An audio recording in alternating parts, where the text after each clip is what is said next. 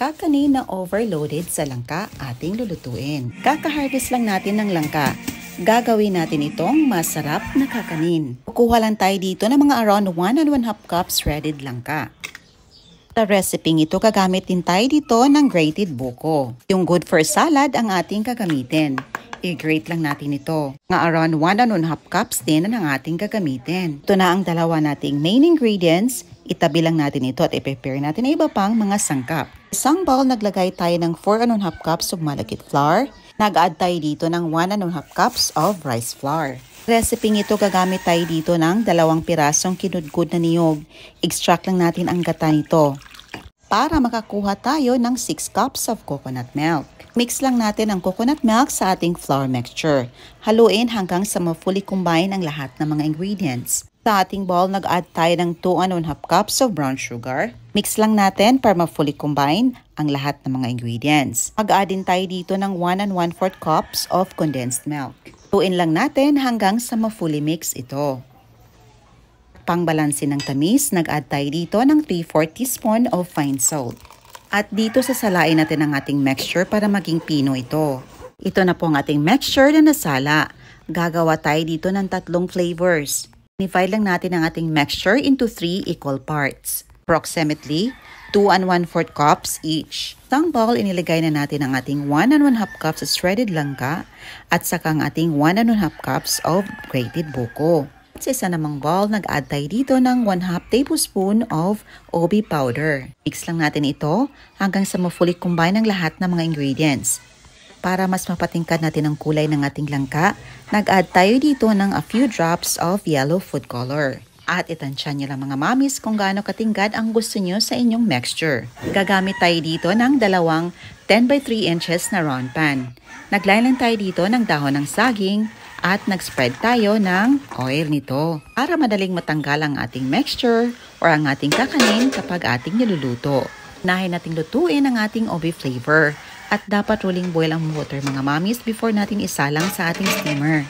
At sa top nito, ini-add natin ang ating isa pang pan. Sa 2 kakanin ang ating lulutuin. Cover and let it steam for about 15 minutes. Over medium flame. After 15 minutes, i-add na natin ang ating buko flavor. At i-add natin ang ating kalahating mixture sa ibabaw nito.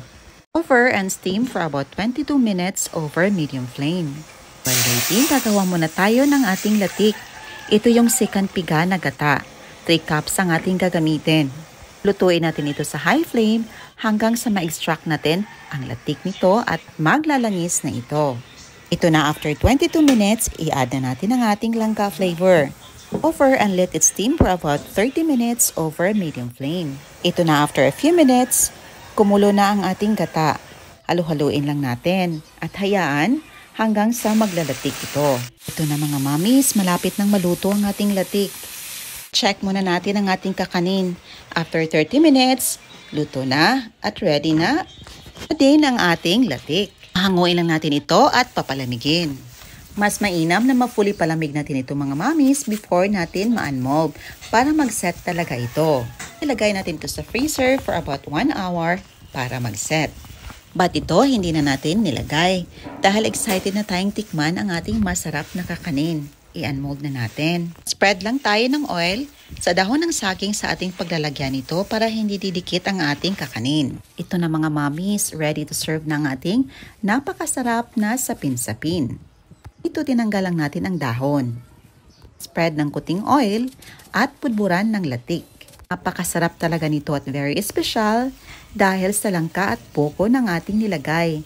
Dagdagan pa natin ng OV flavor. Perfect ang lasa at nakakatakam talaga. Tara, tikman na natin. Pag-slice naman ito, naglay lang ako ng cling film sa ating slicer para hindi didikit ang ating mixture at para madali lang i-slice. Divide natin ito into desired slices. In-slice na natin at hindi dumikit ang ating kakanin sa ating slicer kasi tinakpan natin ito ng cling film. Napakasarap at very special ang ating kakanin. Aming langka at buko. Talaga namang ito ang pinaka-paborito kong kakanin at meriendang Pinoy.